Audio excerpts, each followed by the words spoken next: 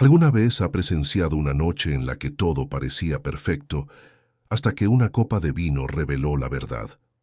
Hoy le contaré cómo un gesto silencioso destruyó máscaras que tardaron décadas en formarse. Créame, lo que parecía ser solo otro evento de lujo terminó convirtiéndose en un campo de batalla familiar. Y al final, quizás usted también descubra que la verdadera fuerza reside donde nadie espera. Si esta historia le ha interesado, no olvide suscribirse al canal y diga desde qué ciudad nos está viendo. Continuamos. La noche de Buenos Aires brillaba con esa luminosidad característica de las grandes celebraciones corporativas, cuando el cielo oscuro de la metrópolis se confunde con el reflejo de los focos que iluminan los rascacielos del microcentro financiero. El Hotel Grand Pavilion, ubicado en la avenida 9 de Julio, estaba irreconocible aquel viernes. Sus amplias salas de eventos habían sido transformadas en un verdadero palacio de cristal y luces, donde cada detalle había sido pensado para transmitir poder, elegancia y sofisticación. Era la noche en que el grupo Almeida Santos celebraría el acuerdo más importante de su historia, la fusión multimillonaria con la multinacional europea Bergman Industries, un negocio que colocaría a la empresa argentina en la cima del mercado latinoamericano de tecnología e infraestructura. Eloísa Almeida Santos observaba el salón desde lo alto de la escalinata de mármol, sus dedos delicados sosteniendo la copa de champán con una elegancia que parecía ensayada durante décadas. A sus 63 años, Eloísa mantenía la postura erguida, el cabello grisáceo perfectamente peinado en un moño impecable, y lucía un vestido azul marino que costaba más que muchos coches importados. Sus ojos, fríos como el hielo, recorrían cada invitado, cada periodista, cada ejecutivo presente. Todo debía estar perfecto, todo debía reflejar lo que ella había construido a lo largo de 4 décadas de arduo trabajo, sacrificios y decisiones, que pocos habrían tenido el coraje de tomar. A su lado, discretamente posicionado 2 escalones más abajo, estaba su hijo Marcelo Almeida Santos. A sus 41 años, Marcelo cargaba el peso del apellido como quien lleva una corona que nunca pidió usar. Alto, de hombros anchos y cabello oscuro bien cortado, vestía un smoking impecable y mantenía la sonrisa política que había aprendido de su madre. Pero quien lo conocía bien sabía leer entre líneas de aquella sonrisa. Había allí un hombre dividido, un hombre que nunca había sabido decirle no a la mujer que lo había criado sola tras la partida prematura de su padre. Y luego estaba ella, Laura Méndez Almeida Santos. A sus 36 años, Laura representaba todo lo que Eloísa despreciaba: origen humilde, ascenso por mérito propio, inteligencia aguda que no necesitaba apellidos para validarse. Ella estaba allí, junto a su marido, luciendo un vestido crema de corte sencillo pero elegante, el cabello castaño suelto sobre los hombros, un discreto collar de perlas que había sido regalo de bodas de una tía lejana. Laura no usaba joyas ostentosas. No, las necesitaba. Su presencia tenía un peso propio, una dignidad silenciosa que incomodaba profundamente a su suegra. Lo que nadie en aquel salón sabía, excepto algunos pocos abogados y el consejo restringido de la empresa, era que Laura no era solo la esposa del heredero. Ella era, de hecho, la mente detrás de todo aquel acuerdo. Licenciada en Ingeniería por la Universidad de Buenos Aires, con maestría en Administración por la Universidad Torcuato Di Tella, Laura había ingresado al Grupo Almeida Santos como consultora externa 7 años antes. Su trabajo en reestructuración corporativa fue tan brillante que llamó la atención no solo de Marcelo, con quien inició una relación que culminó en matrimonio, sino también de inversores internacionales que comenzaron a verla como la verdadera fuerza estratégica de la empresa. Lo que Eloísa jamás había imaginado era que, por medio de una serie de maniobras legales absolutamente dentro de la ley, Laura había adquirido a lo largo de los años participaciones accionarias significativas en la empresa, utilizando recursos propios y acuerdos con fondos de inversión que creían en su visión. Discretamente, sin alardes, sin confrontaciones, Laura se había convertido en la mayor accionista individual del grupo Almeida Santos. Pero ese era un secreto que ella guardaba como un as en la manga silencioso, esperando el momento adecuado para revelarlo. La celebración había comenzado hacía 2 horas. El salón estaba repleto de rostros conocidos del empresariado porteño, políticos influyentes, periodistas de medios especializados y ejecutivos venidos de diversos países. Las mesas estaban decoradas con arreglos florales que costaban pequeñas fortunas, y la cena servida era una experiencia gastronómica firmada por un chef renombrado. Todo transcurría dentro de lo esperado. Las conversaciones fluían entre brindis y sonrisas calculadas, ese tipo de interacción social que caracteriza el mundo corporativo, donde cada apretón de manos puede significar millones en negocios futuros. Laura intentaba mantener la compostura, aunque sabía que las miradas de Eloísa sobre ella a lo largo de la noche eran como cuchillas afiladas. Su suegra nunca había ocultado su desaprobación en relación al matrimonio. Para Eloísa, Laura era una intrusa, una oportunista que había seducido a su hijo con encanto barato y ambiciones desmedidas.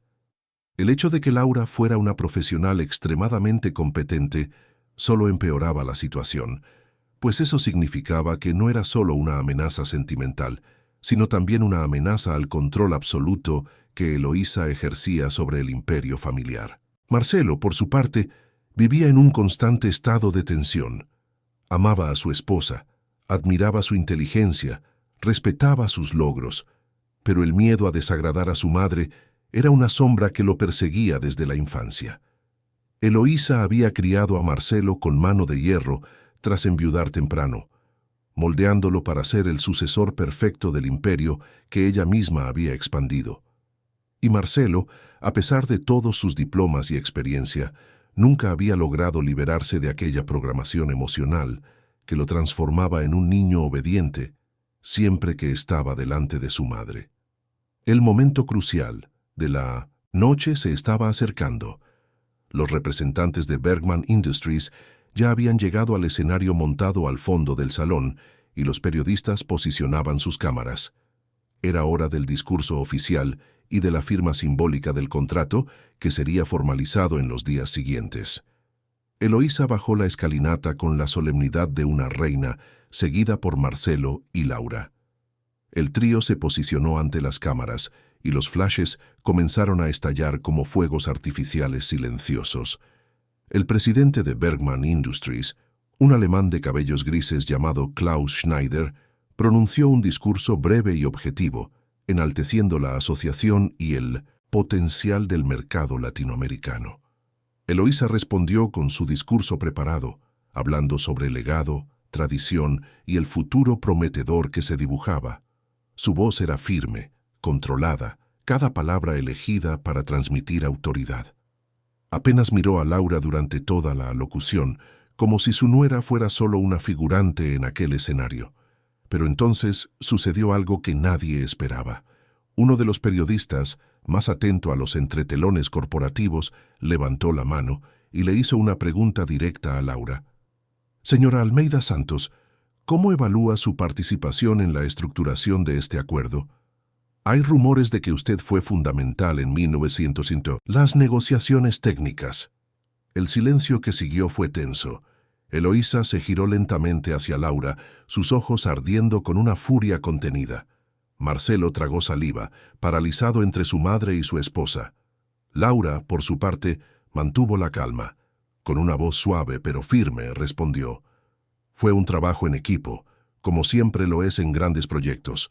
Tuve el honor de contribuir con la parte técnica y estratégica, pero el mérito es de todo el equipo del Grupo Almeida Santos.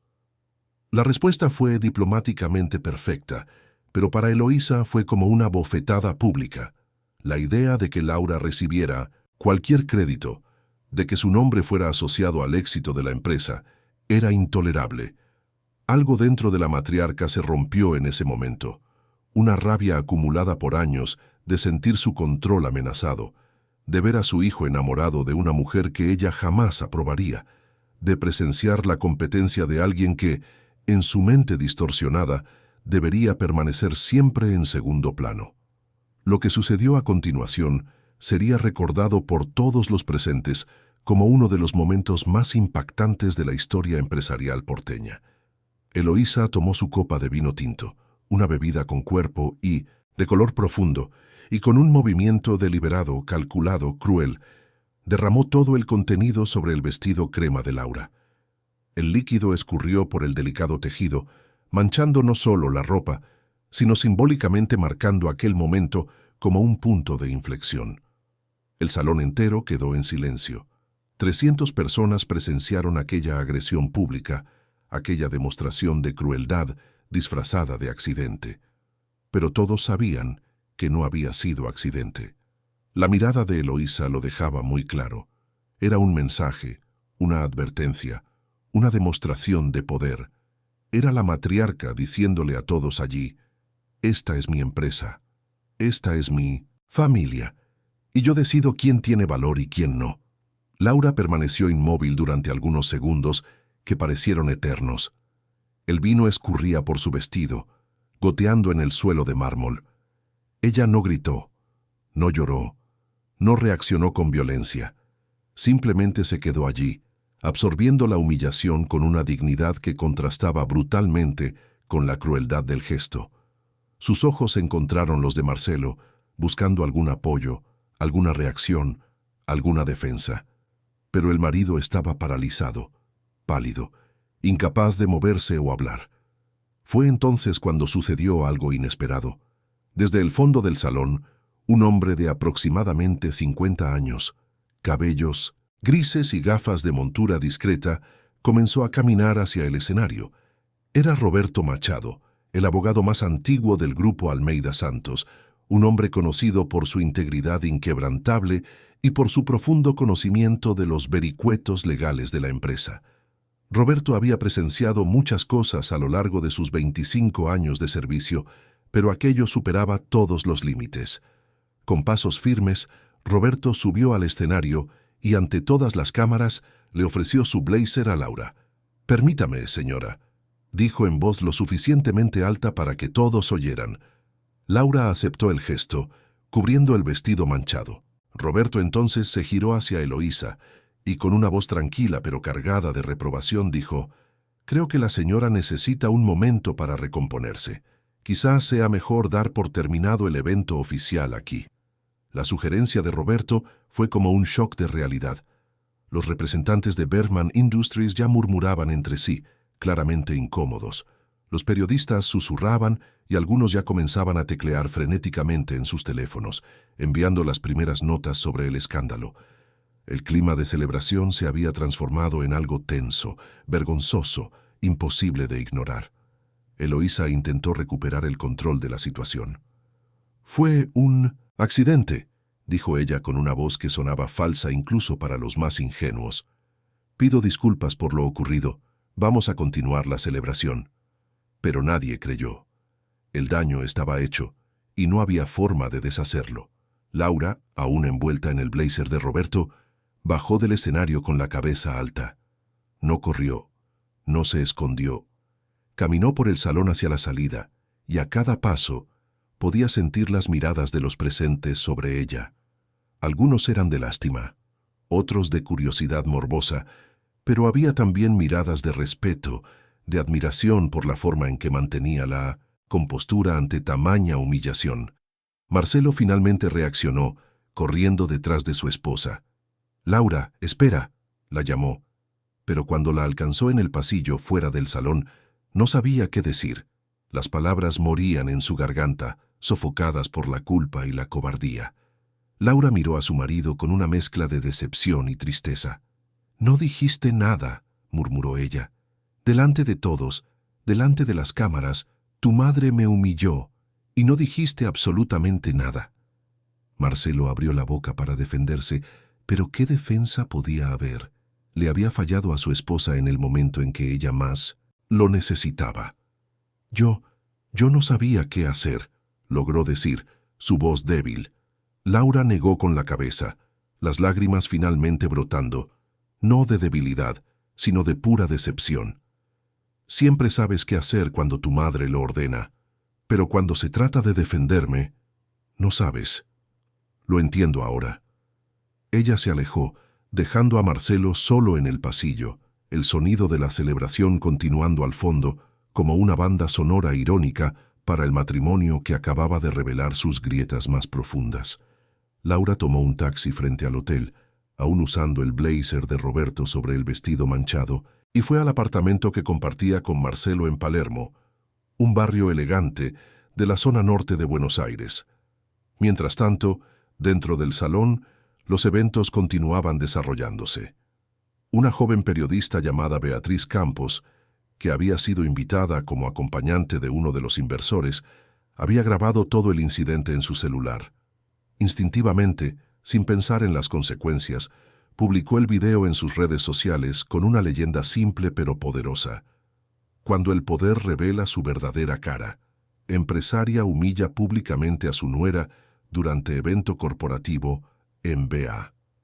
El video comenzó a circular inmediatamente. En minutos estaba siendo compartido por cientos de personas.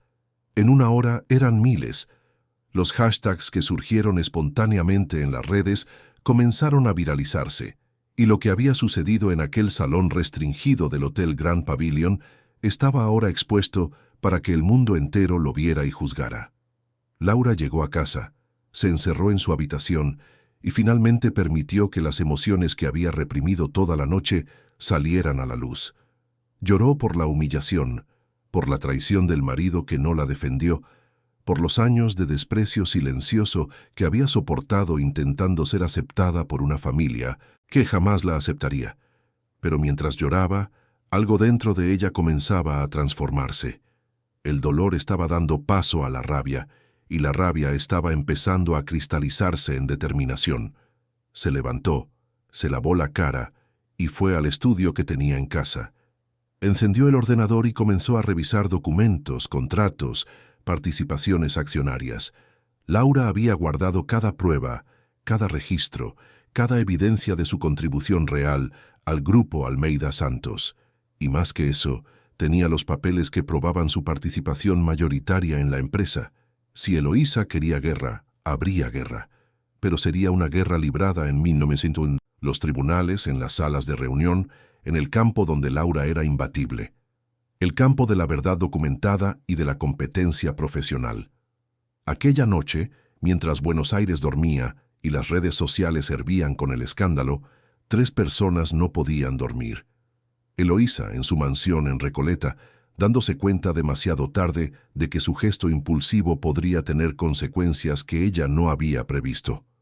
Marcelo, en el sofá de la sala del apartamento vacío, pues Laura había cerrado la puerta del dormitorio, entendiendo que había cruzado una línea de la que quizás no hubiera retorno. Y Laura, en su estudio, planeando los próximos pasos de un viaje que ni siquiera sabía que estaba a punto de comenzar, un viaje que revelaría no solo la verdad sobre el imperio Almeida Santos, sino también la verdad sobre quién era ella realmente y de lo que era capaz. El vino derramado aquella noche era solo el principio. Lo que estaba por venir haría que aquella mancha pareciera insignificante. Cuénteme cuál es su opinión de esta historia y cómo cree que terminará. El amanecer trajo consigo una Buenos Aires gris, con aquel cielo cubierto típico de los sábados de invierno porteño. Laura despertó en el sofá del estudio, aún vestida con la ropa de la noche anterior, el blazer de Roberto Machado cuidadosamente doblado sobre la mesa. No tenía idea de a qué hora se había quedado dormida finalmente, exhausta de las lágrimas y del peso emocional de todo lo que había sucedido. Su celular parpadeaba insistentemente con decenas de notificaciones, pero no tenía valor para mirar. Fuera del estudio, Marcelo estaba despierto desde las 5 de la mañana, sentado a la mesa de la cocina con una taza de café frío entre las manos.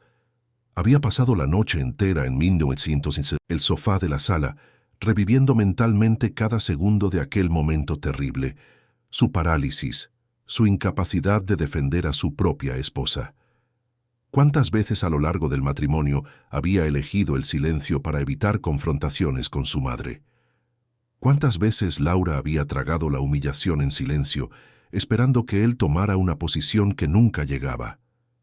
Cuando Laura finalmente salió del estudio, sus ojos se encontraron con los de Marcelo. Había allí una distancia que no existía antes, un abismo cavado por la decepción. Ella no dijo nada, solo tomó una botella de agua de la heladera y volvió al estudio, cerrando la puerta tras de sí. Aquel gesto silencioso fue más doloroso para Marcelo que cualquier grito o acusación podría haber sido. Mientras tanto, del otro lado de la ciudad, en la imponente mansión de la familia Almeida Santos, ubicada en el exclusivo barrio de Recoleta, Eloísa tampoco había logrado dormir. Pero sus razones eran diferentes. No era remordimiento lo que la mantenía despierta, era rabia. Rabia de que su gesto de poder hubiera sido filmado y expuesto en las redes sociales. Rabia de que Laura hubiera ganado la simpatía pública. Rabia de que su control sobre la narrativa se le estuviera escapando de las manos.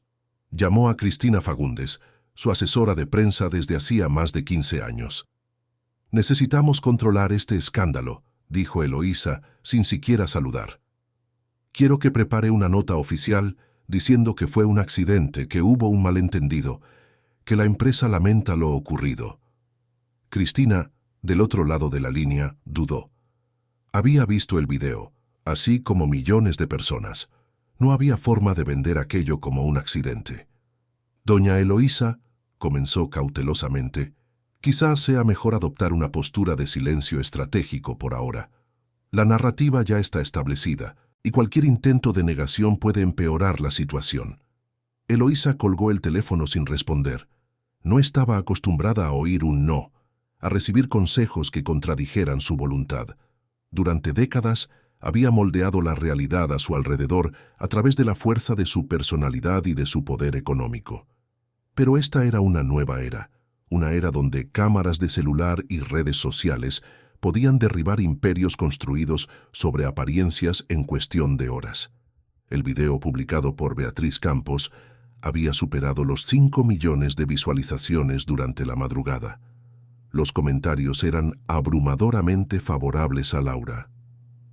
Mujeres de todo el país se identificaban con aquella humillación pública, con aquella crueldad disfrazada de superioridad social. Movimientos feministas en las redes sociales comenzaron a usar el incidente como ejemplo de violencia psicológica en el ambiente corporativo y familiar. El hashtag, que había surgido espontáneamente, estaba entre los temas más comentados de Argentina. En la mañana del sábado, Laura finalmente tomó el celular. Entre los cientos de mensajes, había uno que llamó su atención. Era de Roberto Machado, el abogado que le había ofrecido el blazer la noche anterior. El mensaje era corto y directo. «Doña Laura, necesito hablar con usted con urgencia. Es sobre asuntos que van mucho más allá de lo que sucedió ayer. ¿Podemos vernos hoy por la tarde en mi oficina? Es importante». Laura respondió que sí. Había algo en el tono del mensaje de Roberto que sugería que él sabía más de lo que dejaba entrever. A las 3 de la tarde, ella estaba en el elegante estudio de abogados en el barrio de Retiro, donde Roberto la esperaba con una carpeta llena de documentos sobre la mesa. «Doña Laura», comenzó Roberto después de que ella se sentara, «trabajo para el grupo Almeida Santos desde 1900, hace 25 años. En ese tiempo he visto muchas cosas. He presenciado decisiones cuestionables, maniobras al límite de la legalidad, tratamientos injustos, pero lo que vi ayer superó todos los límites». Hizo una pausa, ajustando sus gafas. «No puedo seguir siendo cómplice silencioso de un sistema que permite que personas como usted sean tratadas de esta forma». Laura lo observaba en silencio, sin saber exactamente a dónde iría aquella conversación. Roberto continuó. «Yo sé quién es usted realmente dentro de la empresa. Sé de su participación accionaria, sé de su papel en la estructuración del acuerdo con Berman Industries y sé también de cosas que usted probablemente no sabe». Abrió la carpeta y comenzó a mostrar documentos. Hace años, doña Eloísa y Marcelo vienen practicando irregularidades contables, desvíos de fondos a cuentas offshore, contratos sobrefacturados con empresas fantasmas, evasión fiscal a gran escala. Todo muy bien disfrazado, muy bien documentado para parecer legal, pero fundamentalmente corrupto. Laura sintió la sangre helarse en sus venas. Siempre había sabido que Eloísa era una empresaria despiadada, pero jamás había imaginado que las cosas llegaran a ese punto. «¿Por qué me cuenta esto ahora?», preguntó ella. Roberto suspiró. «Porque estoy cansado de proteger a personas que no merecen protección. Porque vi lo que le hicieron ayer y me avergoncé de formar parte de esa estructura. Y porque usted tiene el poder de cambiar esto». Explicó que, como mayor accionista individual de la empresa, Laura tenía el derecho de convocar una asamblea extraordinaria y exigir una auditoría completa de las cuentas. Con las evidencias que Roberto poseía, sería posible no solo apartar a Eloísa de la presidencia, sino también procesarla penalmente por las irregularidades cometidas. «¿Marcelo está involucrado también?», preguntó Laura, aunque ya sabía la respuesta. Roberto asintió tristemente. «No tanto como doña Eloísa, pero él sabía y se benefició. Hay comprobantes de transferencias a cuentas a su nombre». Laura se pasó las manos por la cara. En menos de 24 horas, su vida se había transformado completamente. El matrimonio en ruinas, la suegra que la odiaba expuesta como criminal, el marido revelado como cómplice, y ella, que siempre había intentado hacer todo bien, trabajando duro, construyendo su carrera con base en el mérito, ahora se veía en el centro de un escándalo corporativo de proporciones gigantescas. «Necesito pensar», dijo finalmente. Roberto asintió. «Tómese el tiempo que necesite, pero sepa que la oportunidad es ahora. El escándalo de ayer puso los focos sobre la empresa. Si vamos a actuar, este es el momento». Le entregó una copia de todos los documentos. «Guarde esto en un lugar seguro. Son años de investigación silenciosa. Es todo lo que necesitamos para derribar el imperio de apariencias que ellos construyeron». Laura salió del estudio de Roberto cargando la carpeta de documentos como si llevara el peso del mundo. Tomó un Uber hasta los bosques de Palermo. Necesitaba aire fresco, espacio para pensar. Se sentó en un banco cerca del lago observando a las familias que pasaban, a los niños corriendo, a las parejas de la mano. Toda aquella normalidad parecía tan distante de la tormenta que ella estaba viviendo. Su celular sonó. Era Beatriz Campos, la periodista que había grabado el video. «Doña Laura, disculpe la molestia. Conseguí su número de una fuente. Sé que debe estar pasando por un momento difícil, pero me gustaría ofrecerle la oportunidad de contar su versión de la historia. Mi video se viralizó y ahora todos quieren saber quién es la mujer detrás de aquel vestido manchado». Laura dudó. Su primera reacción fue negarse. Ella nunca había buscado los focos, nunca había querido ser el centro de atención. Pero entonces pensó en todas las mujeres que estaban comentando el video, identificándose con su dolor, compartiendo sus propias historias de humillación y abuso. Quizás era hora de usar aquella voz que siempre había mantenido controlada. «Sí», respondió ella. «Vamos a conversar, pero no quiero sensacionalismo. Quiero contar la verdad, solo la verdad». Beatriz aceptó inmediatamente. Concertaron una cita para el día siguiente, domingo, en un café discreto del barrio de Palermo Soho. Cuando Laura regresó a casa al anochecer, Marcelo la estaba esperando en la sala. Se levantó en cuanto ella entró. Las palabras tropezando unas con otras en una mezcla de disculpas y justificaciones. «Laura, yo necesito que entiendas. Quería haber dicho algo, pero estaba en shock. No sabía cómo reaccionar. Mi madre nunca debió haber hecho aquello. Fue horrible, imperdonable». Laura lo miró con una frialdad que él nunca había visto antes. «Marcelo, tuviste 7 años para defenderme.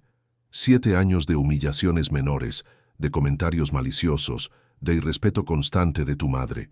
Y en cada una de esas veces, elegiste el silencio. Ayer fue solo la culminación de años de cobardía». Hizo una pausa, dejando que las palabras penetraran. «Pero lo peor no es ni siquiera eso. Lo peor es saber que participaste en irregularidades en la empresa, que te beneficiaste de desvíos de recursos, que eres tan corrupto como ella». Marcelo palideció. ¿Quién te contó eso?» Laura no respondió. Simplemente pasó junto a él y fue a la habitación.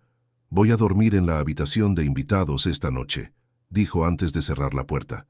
«Mañana necesitamos tener una conversación muy seria sobre el futuro de nuestro matrimonio y de la empresa». En la mansión de Recoleta, Eloísa recibió una llamada inesperada. Era Klaus Schneider, el presidente de Berman Industries. Su voz estaba tensa, formal. «Frau Almeida Santos, necesitamos discutir el acuerdo. Nuestro consejo está preocupado por la imagen pública del grupo Almeida Santos después de los eventos de ayer. Estamos considerando una reevaluación de los términos». Eloísa sintió que el suelo se derrumbaba bajo sus pies. Aquel acuerdo era la coronación de su carrera, la consolidación definitiva del imperio que había construido. Perder eso sería perderlo todo. «Señor Schneider», dijo ella intentando mantener la voz firme, «el incidente de ayer fue lamentable, pero no refleja los valores o la solidez de la empresa. Le pido que no tomen decisiones precipitadas basadas en un momento desafortunado». Klaus fue directo. «No es solo el incidente, Frau Almeida Santos.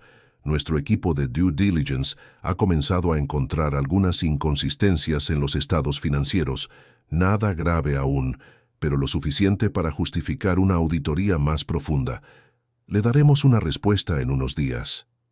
Eloísa colgó el teléfono y por primera vez en décadas sintió miedo. Miedo de que el castillo de naipes que había construido estuviera a punto de desmoronarse. Miedo de que su arrogancia finalmente le hubiera cobrado un precio que ella no podría pagar. Al día siguiente, domingo, Laura se reunió con Beatriz Campos en el café acordado. La periodista llegó con una grabadora y un cuaderno, pero antes de comenzar la entrevista, apagó todos los equipos y miró directamente a Laura. «Antes de que empecemos oficialmente necesito decirle algo. No grabé ese video por casualidad. Trabajo para un portal de periodismo de investigación. Hemos estado investigando al grupo Almeida Santos durante meses, siguiendo rastros de irregularidades financieras. Lo que sucedió el viernes fue una oportunidad inesperada de poner el foco sobre la empresa». Laura absorbió aquella información en silencio. Entonces las piezas comenzaron a encajar. «Usted estaba allí a propósito», concluyó ella. Beatriz asintió. «Conseguí la invitación a través de contactos. No esperaba que sucediera algo tan dramático, pero cuando sucedió, supe que era el momento de actuar». Se inclinó hacia adelante. «Doña Laura, sé que usted es la verdadera fuerza detrás de esa empresa. Sé de su participación accionaria, sé de su papel en el acuerdo con Bergman, y sospecho que usted puede estar empezando a descubrir cosas sobre Eloísa y Marcelo que van mucho más allá de cuestiones familiares». Laura dudó solo un momento antes de decidir confiar en aquella joven periodista que de cierta forma se había convertido en una aliada inesperada. «Si le doy acceso a documentos que comprueban irregularidades graves, ¿tendría las condiciones de publicar una investigación completa?». Beatriz sonrió, y en aquella sonrisa había la determinación de quien había nacido para revelar verdades incómodas. «Doña Laura, eso es exactamente lo que hemos estado esperando durante meses. Con su participación accionaria y los documentos correctos, podemos no solo exponer los crímenes, sino también protegerla legalmente como denunciante». Pasaron las siguientes 3 horas conversando, planeando, estructurando una estrategia que combinaba acción legal, exposición periodística y protección personal para Laura. Cuando se despidieron, ya oscurecía sobre Buenos Aires, y ambas sabían que acababan de iniciar algo que cambiaría no solo sus vidas, sino potencialmente todo el escenario corporativo argentino. Laura regresó a casa sintiéndose, por primera vez en días, dueña de su propio destino. Ya no la nuera humillada, ya no la esposa silenciosa que aceptaba migajas de respeto. Ella era Laura Méndez, ingeniera brillante, ejecutiva competente, mayor accionista del grupo Almeida Santos, y estaba a punto de mostrarles a Eloísa y Marcelo que subestimarla había sido el mayor error que podrían haber cometido. Marcelo estaba en la sala cuando ella llegó. Había pasado el día entero esperando, intentando encontrar palabras que pudieran arreglar lo que estaba roto. Pero cuando vio la expresión en el rostro de Laura, Supo que no había palabras capaces de eso. «Necesitamos conversar», dijo ella, y había en su voz una firmeza que él nunca había oído antes. «Sobre nuestro matrimonio, sobre la empresa, sobre todo». Se sentaron frente a frente, y por primera vez en 7 años de matrimonio, Laura no estaba pidiendo, estaba exigiendo. No estaba sugiriendo, estaba estableciendo límites. No estaba esperando ser aceptada, estaba definiendo los términos de su propia permanencia. Y Marcelo, acostumbrado a ser el centro de las decisiones, el heredero al que todos servían, descubrió que se había casado con una mujer que él nunca había conocido realmente, una mujer que estaba apenas comenzando a revelar su verdadera fuerza. La tormenta que había comenzado con una copa de vino derramada estaba apenas comenzando a mostrar su real magnitud.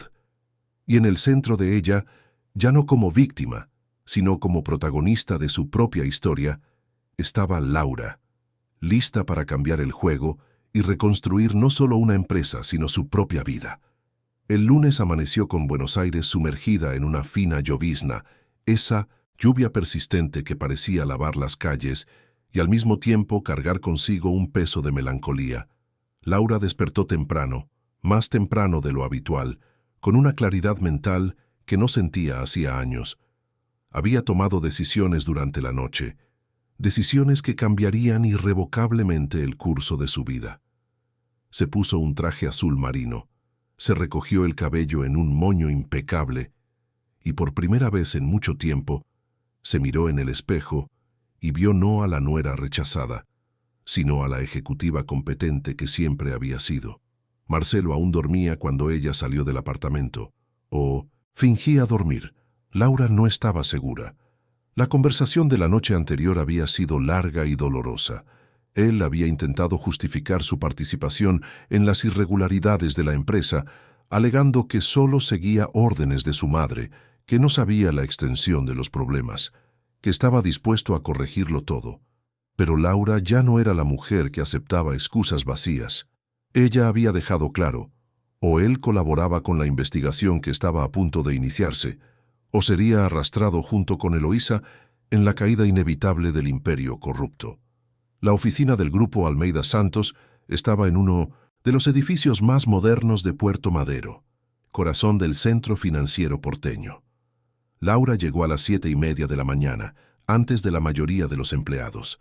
Se dirigió directamente a la sala de Roberto Machado, quien ya la esperaba con café fresco y más documentos esparcidos sobre la mesa. «Doña Laura», la saludó él, «lo tengo todo preparado conforme conversamos. Los documentos para convocar la asamblea extraordinaria están listos. Solo necesitan su firma». Laura tomó la pluma, pero antes de firmar preguntó, «Roberto, una vez que haga esto no hay vuelta atrás. ¿Está seguro de que quiere involucrarse en esto? Eloísa es poderosa, tiene muchos aliados. No va a aceptar esto pasivamente». Roberto sonrió, una sonrisa cansada pero determinada. «Doña Laura, pasé 25 años de mi vida protegiendo a personas que no merecían protección. Ya basta. Es hora de usar mi conocimiento para hacer lo correcto, incluso si eso significa enfrentar consecuencias». Laura firmó los documentos. En ese momento, con el trazo de su pluma, ella estaba oficialmente convocando una asamblea extraordinaria de accionistas para discutir la gestión de la empresa y exigir una auditoría completa de las cuentas. Como mayor accionista individual, ella tenía ese derecho. Y más que eso, tenía el deber de proteger la empresa que ella misma había ayudado a construir. En el piso de arriba, en la oficina presidencial con vista panorámica a la ciudad, Eloísa llegó a las 8 en punto, como siempre. Su secretaria, doña Carmen, una mujer de unos 50 años que trabajaba en la empresa hacía más de 2 décadas, la recibió con una expresión preocupada.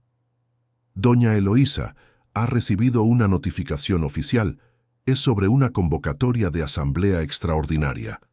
Eloísa tomó el documento de las manos de Carmen y sintió la sangre hervir. La convocatoria estaba firmada por Laura Méndez Almeida Santos, en calidad de mayor accionista individual de la empresa. Esto es imposible, murmuró Eloísa. ¿Cómo puede ser ella la mayor accionista? Pero incluso mientras hablaba, ella comenzaba a entender. Las adquisiciones discretas a lo largo de los años, las inversiones que Laura había hecho utilizando recursos propios, las participaciones que había acumulado mientras todos la subestimaban. Eloísa había sido tan arrogante, tan ciega por su desprecio, que no había percibido que estaba creando a su propio verdugo. Tomó el teléfono y llamó a Marcelo. «Venga a mi oficina inmediatamente», ordenó, sin siquiera esperar que él respondiera. Marcelo, que ya estaba camino al edificio, sintió el estómago revolverse. Él sabía que la tormenta apenas estaba comenzando. Mientras tanto, en una sala de reuniones en el 10º piso, Laura se encontraba con Beatriz Campos y su equipo de periodismo de investigación. Habían traído laptops, grabadoras, pilas de documentos. «Vamos a necesitar tiempo para analizar todo esto adecuadamente», explicó Beatriz. «Pero por lo que ya he visto en los documentos que nos pasó, tenemos material suficiente para una serie de reportajes que van a sacudir las estructuras del mercado financiero argentino». Uno de los periodistas del equipo, un joven llamado Felipe, señaló algunos registros específicos. «Mira esto, Laura. Transferencias mensuales a una empresa offshore en las Islas Caimán, siempre por el mismo valor, siempre el mismo día del mes. Es un patrón clásico de lavado de dinero».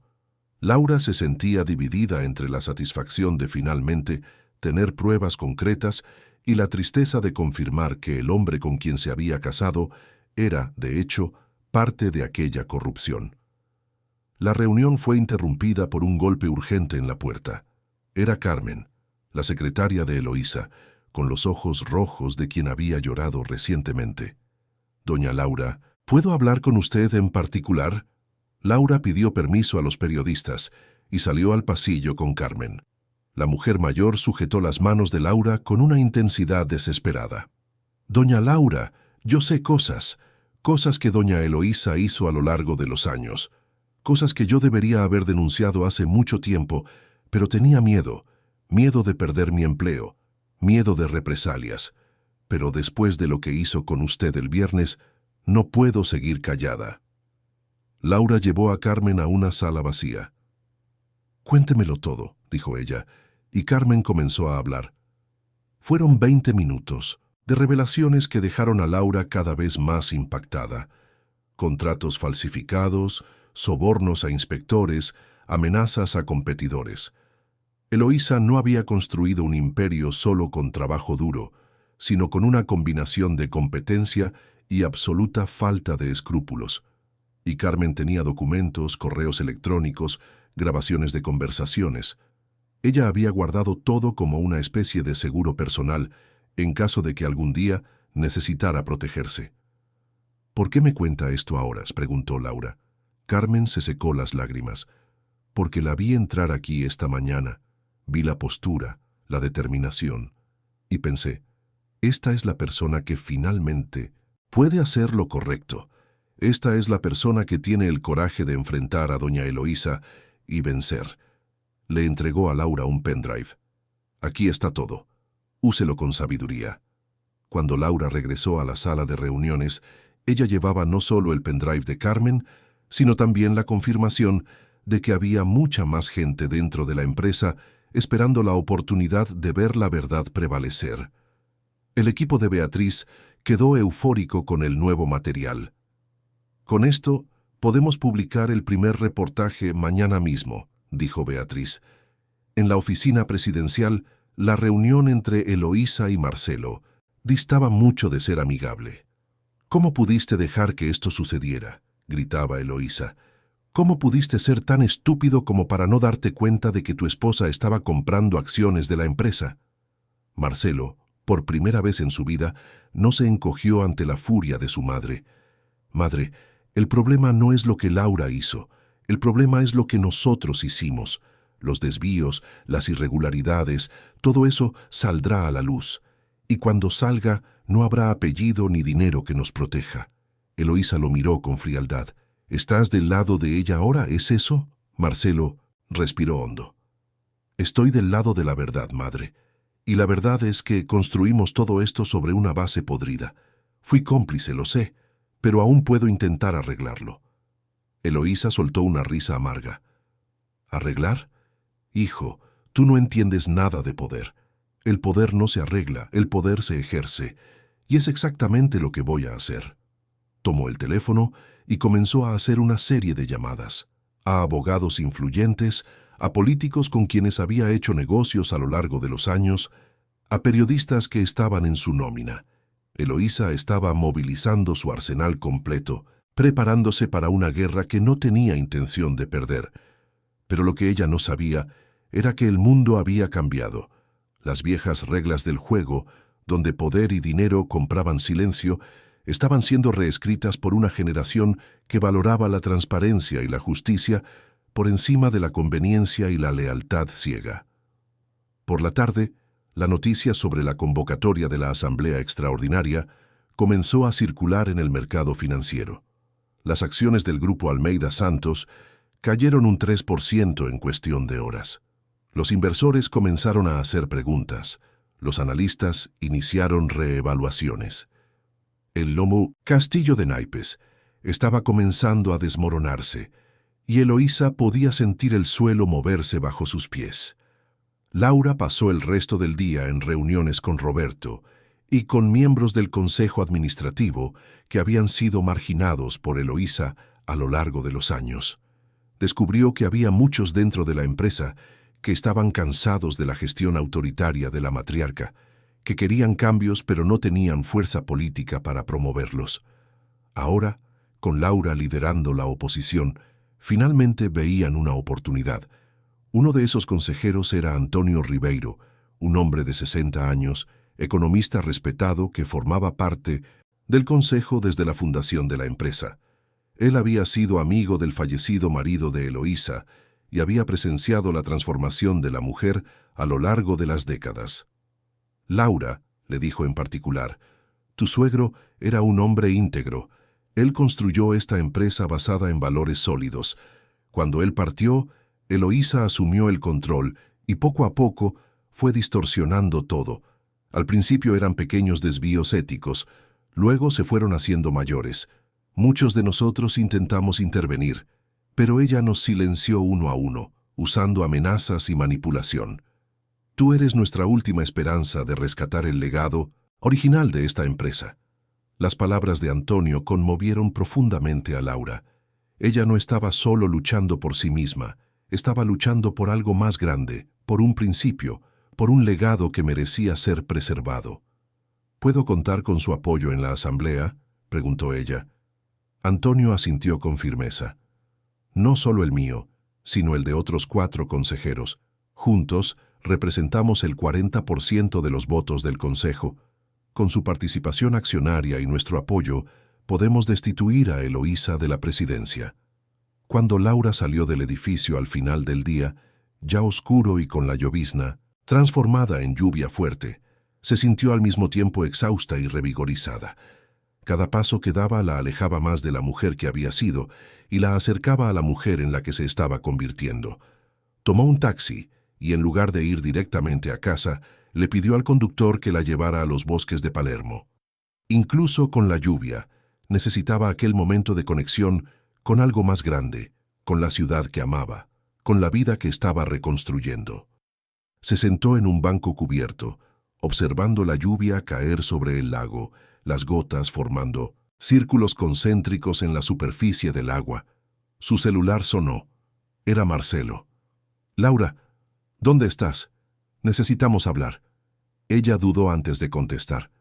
«Estoy en los bosques de Palermo. Necesitaba pensar». Hubo una pausa al otro lado de la línea. «¿Puedo ir hasta allí, por favor?» Media hora después, Marcelo estaba sentado a su lado en el banco, ambos observando la lluvia en silencio. Finalmente, él habló. «Hoy por la mañana hablé con mi madre. Fue la primera vez en la vida que realmente la enfrenté. Le dije que no voy a ser más cómplice, que voy a colaborar con la investigación, que voy a contar todo lo que sé». Miró a Laura y había lágrimas en sus ojos. «Sé que probablemente te perdí. sé que destruí nuestra confianza, pero quiero que sepas que, por primera vez, estoy intentando ser el hombre que tú mereces, aunque sea demasiado tarde. Laura lo miró y no había rabia en sus ojos, solo una tristeza profunda. Marcelo, el problema nunca fue que cometieras errores. Todos los cometemos. El problema fue que elegiste repetidamente proteger a tu madre, en detrimento mío. Elegiste la comodidad de la omisión, en detrimento del coraje de la verdad. No, sé si nuestro matrimonio tiene arreglo, pero sé que independientemente de lo que suceda entre nosotros, necesitas hacer lo correcto ahora. No por mí, sino por ti mismo. Se quedaron allí sentados un rato más, dos extraños que un día habían sido marido y mujer, unidos ahora solo por la compleja red de consecuencias que sus elecciones habían tejido. Cuando finalmente se levantaron para irse, había entre ellos un entendimiento tácito. El camino por delante sería difícil, doloroso, pero necesario. En la mañana del martes, el primer reportaje de Beatriz Campos fue publicado. El título era impactante, pero factual. Documentos. Revelan posibles irregularidades contables en el Grupo Almeida Santos. La nota estaba cuidadosamente escrita, presentando las evidencias sin sensacionalismo, permitiendo que los hechos hablaran por sí mismos. El impacto fue inmediato. Las acciones de la empresa cayeron un 10% más. La Comisión Nacional de Valores anunció que abriría una investigación y el Ministerio Público Federal emitió una nota diciendo que estaba siguiendo el caso. Eloísa fue tomada completamente por sorpresa. Había subestimado no solo a Laura, sino también la fuerza de la verdad cuando está documentada y expuesta públicamente.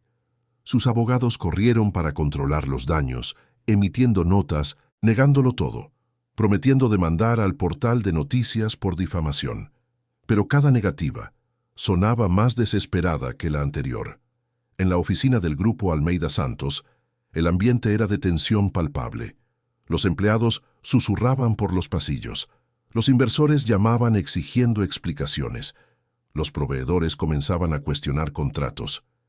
El imperio que Eloísa había construido con tanto cuidado se estaba desmoronando ante sus ojos, y por primera vez en su vida se sentía impotente para impedirlo. Laura, por su parte, estaba en reunión con el equipo jurídico que Roberto había formado, abogados especializados en derecho corporativo, en delitos financieros, en protección a denunciantes. Estaban preparando no solo la defensa legal de Laura, sino también las acusaciones formales que serían presentadas contra Eloísa y otros ejecutivos involucrados en las irregularidades. La asamblea extraordinaria estaba programada para dentro de 10 días. 10 días que determinarían no solo el futuro del Grupo Almeida Santos, sino también el futuro de todas las personas involucradas en aquella compleja trama de poder, traición y redención. Y en el centro de todo, una mujer que había sido humillada públicamente y que, en lugar de encogerse, decidió levantarse y luchar no solo por justicia, sino por dignidad, por verdad, por un futuro donde la competencia y la integridad valieran más que los apellidos y las apariencias. Los 10 días que precedieron a la asamblea extraordinaria fueron los más intensos que Laura había vivido en toda su vida. Buenos Aires parecía pulsar con una energía diferente, como si la ciudad entera estuviera asistiendo a aquel enfrentamiento entre lo viejo y lo nuevo, entre la corrupción institucionalizada y la búsqueda de transparencia. Los reportajes de Beatriz Campos continuaron siendo publicados, cada uno revelando una capa más de la podredumbre que se escondía detrás de la fachada reluciente del Grupo Almeida Santos. Contratos sobrefacturados, licitaciones fraudulentas, esquemas de sobornos que se remontaban a más de una década. Eloísa intentó de todo. Sus abogados presentaron demandas judiciales contra el portal de noticias, pidiendo la retirada de las notas. Sus contactos políticos intentaron presionar a las autoridades para retrasar las investigaciones. Sus aliados en el mundo empresarial se movilizaron para crear una narrativa alternativa en los medios tradicionales, pintando a Laura como una oportunista vengativa que quería destruir la empresa por resentimiento personal. Pero nada de eso funcionaba. La verdad, cuando está bien documentada y presentada con integridad periodística, tenía una fuerza propia que no podía ser contenida por relaciones públicas o poder económico. En la mañana de la asamblea, Laura despertó antes del amanecer. Permaneció unos minutos en la ventana del apartamento, observando a Buenos Aires despertar con sus luces y movimientos. Marcelo se había mudado a la habitación de invitados definitivamente, y aunque aún vivían bajo el mismo techo, llevaban vidas paralelas. Él había cumplido su promesa de colaborar con las investigaciones, proporcionando documentos y testimonios que incriminaban tanto a su madre como a él mismo. Era un intento tardío de redención, pero al menos era un intento. Laura se puso un traje gris claro, elegante pero no ostentoso. Se recogió el cabello en una cola de caballo baja y se calzó zapatos cómodos. No quería parecer que iba a la guerra, aunque eso era exactamente lo que estaba haciendo. Quería parecer lo que siempre había sido, una profesional competente, confiada, preparada. Tomó la carpeta con todos los documentos que necesitaría y salió del apartamento sin mirar atrás. La asamblea se realizaría en el auditorio principal del edificio del Grupo Almeida Santos, un espacio amplio con capacidad para 200 personas. Cuando Laura llegó, a las 8:30 de la mañana, el lugar ya se estaba llenando. Accionistas, miembros del consejo, representantes de fondos de inversión, abogados, periodistas autorizados. Había una tensión palpable en el aire, esa sensación eléctrica que precede a momentos históricos. Roberto Machado la esperaba cerca de la entrada junto a Antonio Ribeiro y los otros consejeros que se habían posicionado al lado de Laura. ¿Está lista?, preguntó Roberto. Laura asintió, aunque su corazón latía tan fuerte que podía oírlo. Más lista que nunca. Eloísa llegó 15 minutos después, haciendo una entrada calculada para impactar. Vestía un conjunto rojo vibrante, el cabello perfectamente arreglado, joyas discretas pero caras. Caminó por el pasillo central del auditorio como si fuera una reina entrando en su reino, saludando a la gente con asentimientos de cabeza, manteniendo aquella máscara de confianza inquebrantable. Pero quien mirara con atención vería las líneas de tensión alrededor de sus ojos, la rigidez en la forma en que sujetaba el bolso. Marcelo llegó solo, poco después de su madre. No se sentó al lado de Eloísa, como se esperaría. Tampoco se sentó al lado de Laura. Eligió un lugar en el medio del auditorio, una posición neutral que reflejaba su propia indefinición. Laura lo vio entrar, y, por un breve momento, sus ojos se encontraron. Había allí una tristeza compartida, el reconocimiento de que ambos habían perdido algo precioso que quizás nunca pudieran recuperar. A las 9 en punto, la asamblea fue iniciada. El presidente del Consejo Administrativo, un hombre llamado Eduardo Martins, que siempre había sido neutral en las disputas internas, abrió la sesión explicando los procedimientos. La agenda era clara: discusión sobre la gestión de la empresa, presentación de los resultados de la auditoría preliminar que se había realizado en las últimas semanas y votación sobre posibles cambios en la dirección ejecutiva. La primera en hablar fue Eloísa. Se levantó con dignidad y caminó hasta el podio. Su voz era firme cuando comenzó. Señoras y señores, construí esta empresa junto a mi difunto marido. Cuando él partió, asumí la responsabilidad no solo de mantenerla, sino de transformarla en la potencia que es hoy. A lo largo de estos años, tomé decisiones difíciles, enfrenté crisis, navegué por tormentas económicas. No siempre fui perfecta, pero siempre actué con el objetivo de proteger esta empresa y a sus accionistas. Hizo una pausa, sus ojos recorriendo el auditorio. Las acusaciones que se han hecho contra mí son infundadas, basadas en interpretaciones maliciosas de transacciones legítimas. Sí, nuestra contabilidad es compleja. Sí, hacemos negocios en diversas jurisdicciones internacionales, pero eso es normal para una empresa de nuestro tamaño. Lo que no es normal es una campaña difamatoria orquestada por alguien que tiene intereses personales en destruir esta familia y esta empresa. Sus ojos encontraron los de Laura, y había allí un desafío directo. Laura Méndez llegó a esta empresa como una consultora. Conoció a mi hijo y se casó con él. A lo largo de los años, mientras fingía ser una esposa dedicada, ella sistemáticamente adquirió acciones de la empresa, construyendo una posición de poder. Y ahora, después de un incidente lamentable donde accidentalmente derramé vino en su vestido, ella decide usar eso como pretexto para intentar derribarme. El discurso de Eloísa era hábil, intentando transformar una cuestión de irregularidades corporativas en una cuestión de venganza personal.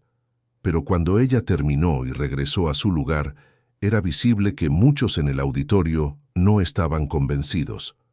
Las evidencias presentadas en los reportajes eran muy sólidas, muy detalladas para ser simplemente ignoradas. Entonces fue el turno de Laura. Se levantó lentamente, se arregló el blazer y caminó hasta el podio. Por un momento, se quedó allí en silencio, mirando a todas aquellas personas. Sintió el peso de tantas miradas, tantas expectativas, pero también sintió algo más, la certeza de que estaba haciendo lo correcto, de que tenía la verdad de su lado. «Mi nombre es Laura Méndez Almeida Santos», comenzó ella, su voz clara pero emocionada. «Y sí, es verdad que entré en esta empresa como consultora externa. Es verdad que me casé con Marcelo Almeida Santos. Y es verdad que a lo largo de los años adquirí participaciones accionarias significativas en la empresa. Pero voy a aclarar algunos puntos que doña Eloísa deliberadamente omitió». Laura respiró hondo. «Cada acción que compré fue pagada con mi propio dinero, ganado con mi trabajo como consultora y luego como ejecutiva. Cada inversión fue legalmente documentada y registrada. No robé nada, no engañé a nadie. Simplemente hice lo que cualquier profesional competente haría. Invertí en mi propio trabajo, en la empresa que ayudé a construir». Hizo una pausa, y cuando volvió a hablar, su voz estaba cargada de emoción. En cuanto al incidente en la gala, aquello no fue un accidente. Todos los que estaban presentes lo saben. El video que circuló en las redes sociales lo muestra claramente. Y aquello no fue un evento aislado. Fue la culminación de 7 años de humillaciones, de desprecio, de trato inhumano. Pero esta asamblea no fue convocada por eso. Fue convocada porque, como mayor accionista individual de esta empresa, tengo el deber de protegerla de irregularidades que pueden destruirla. Laura entonces comenzó a presentar las evidencias. Proyecciones aparecieron en la pantalla detrás de ella, mostrando transferencias sospechosas, contratos fraudulentos, documentos falsificados. Cada acusación era acompañada de documentación sólida, de números que no mentían, de patrones que eran imposibles de ignorar. La sala quedó en silencio absoluto, mientras Laura hablaba, desconstruyendo metódicamente décadas de corrupción disfrazada de éxito empresarial. «No hago esto por venganza», dijo ella al final de su presentación. «Lo hago porque creo que esta empresa tiene potencial para ser algo más grande de lo que es hoy. Creo que podemos honrar el legado original del fundador, que era un hombre íntegro. Creo que podemos construir un futuro basado en transparencia, competencia y ética». Cuando Laura regresó a su lugar, había lágrimas en los ojos de muchos presentes. No lágrimas de lástima, sino de admiración. Ella había transformado su dolor en dignidad, su humillación en fuerza, su posición de víctima en papel de liderazgo. La votación fue realizada. El resultado fue abrumador. 87% de los accionistas presentes votaron por la destitución inmediata de Eloísa de la presidencia de la empresa y por la instauración de una auditoría completa e independiente. Votaron también por la creación de una nueva dirección ejecutiva, con Laura como presidente del Consejo Administrativo. Eloísa palideció cuando se anunció el resultado. Por primera vez en décadas había perdido no solo una votación, sino su imperio, su identidad, todo por lo que había luchado. Se levantó, tomó su bolso y caminó hacia la salida con lo que le quedaba de dignidad. Antes de salir, se giró una última vez para mirar a Laura. Ya no había rabia en aquella mirada, solo una amarga comprensión de que había subestimado completamente a la mujer que siempre había despreciado. Marcelo no fue destituido inmediatamente, pero fue apartado de sus funciones ejecutivas mientras las investigaciones continuaban. Se acercó a Laura después de la asamblea. «Laura», dijo él, su voz entrecortada, «tú tenías razón sobre todo y yo estaba equivocado sobre todo». Laura lo miró con una mezcla de tristeza y compasión. «Marcelo, aún puedes redimirte, aún puedes elegir ser el hombre íntegro que tu padre era, pero eso es una elección que solo tú puedes hacer». Se separaron allí, no con rabia o resentimiento, sino con el reconocimiento de que algunos daños son demasiado profundos para ser reparados, que algunos caminos, una vez elegidos, no permiten retorno al punto de partida. Marcelo tendría que encontrar su propia forma de redención, y Laura tendría que construir su propia vida, libre de las cadenas que por tanto tiempo la habían aprisionado. En las semanas que siguieron, el grupo Almeida Santos pasó por una transformación profunda. La auditoría completa reveló aún más irregularidades de las inicialmente descubiertas. El Ministerio Público Federal presentó una denuncia penal contra Eloísa y otros ejecutivos involucrados. Marcelo, por haber colaborado con las investigaciones, recibió un acuerdo de delación que le libró de consecuencias más graves, pero su nombre quedó manchado en el mundo corporativo. Laura asumió la presidencia del Consejo con una misión clara: reconstruir la empresa sobre bases sólidas, éticas y transparentes. Creó un programa de cumplimiento riguroso, estableció canales de denuncia anónimos, implementó auditorías regulares. Más que eso, transformó la cultura de la empresa, valorando la competencia sobre los apellidos, la integridad sobre la lealtad ciega. El acuerdo con Bergman Industries, que había sido puesto en riesgo por el escándalo, fue renegociado y finalmente firmado, pero ahora bajo nuevas condiciones que garantizaban transparencia total y beneficios mutuos genuinos.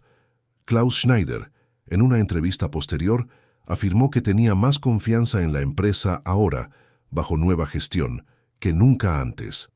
Beatriz Campos ganó un premio de periodismo de investigación por su cobertura del caso. Su trabajo se convirtió en referencia en escuelas de periodismo, como ejemplo de reportaje ético, bien fundamentado y socialmente relevante.